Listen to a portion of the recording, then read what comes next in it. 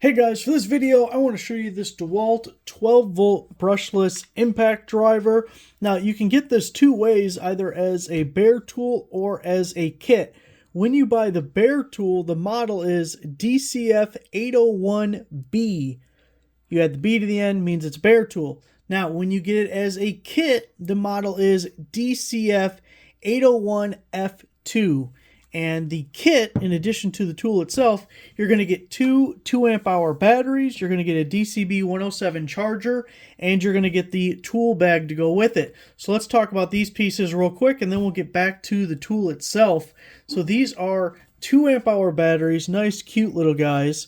They do have the battery level indicator, or fuel gauge if you will, but super lightweight and tiny. It's really one of the main benefits of the entire 12 volt lineup is you get really small, lightweight tools that are really perfect for the DIY or homeowner type. It's something that you could easily put in a drawer or just, in the bag, something small. It's not going to take up a lot of space, but they have plenty of power to do any household projects that you're going to be working on.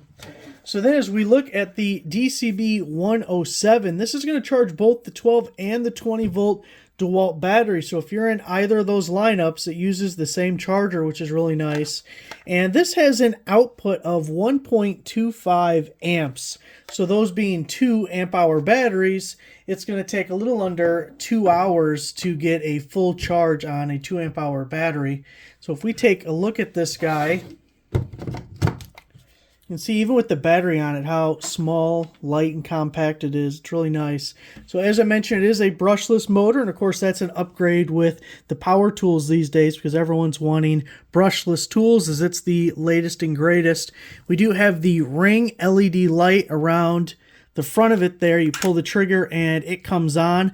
I really like this style because the other option you may see is a light that's just underneath between the trigger and the chuck there, or sometimes you see a light all the way down at the battery, and that's more common with drills, although I'm not a huge fan of it because there's more room for things to be obstructing so you can't see what it's doing. Same thing down here. Having the ring light really removes any shadows and the opportunity for your hand or some object to get in the way.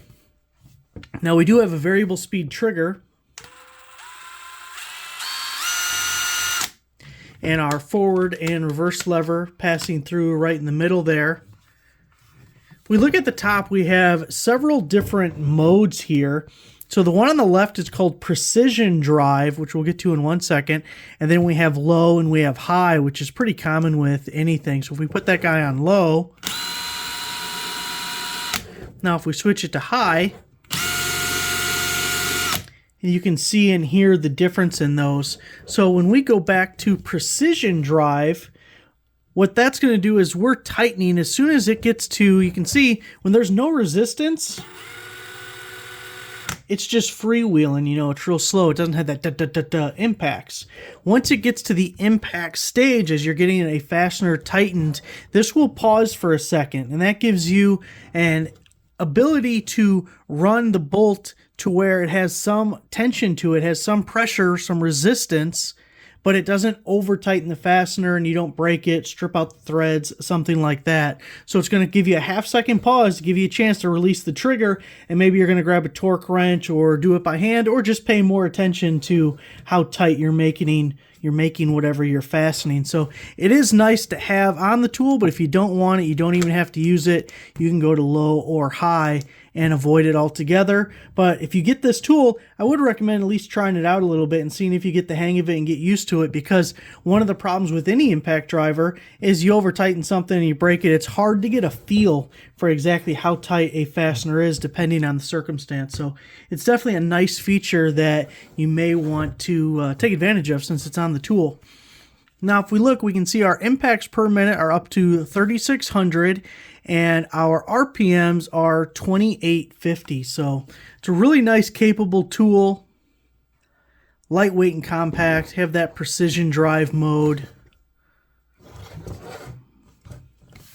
There it is. Thanks for watching.